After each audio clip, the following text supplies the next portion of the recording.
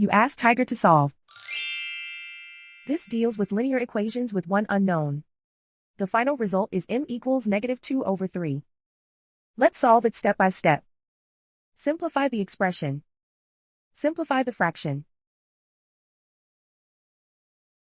Find the greatest common factor of the numerator and denominator. Factor out and cancel the greatest common factor.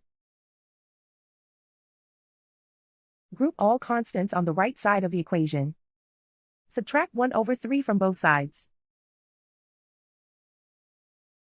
Combine the fractions. Combine the numerators. Reduce the zero numerator.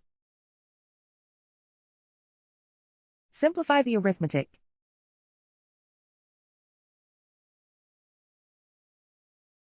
Isolate the m.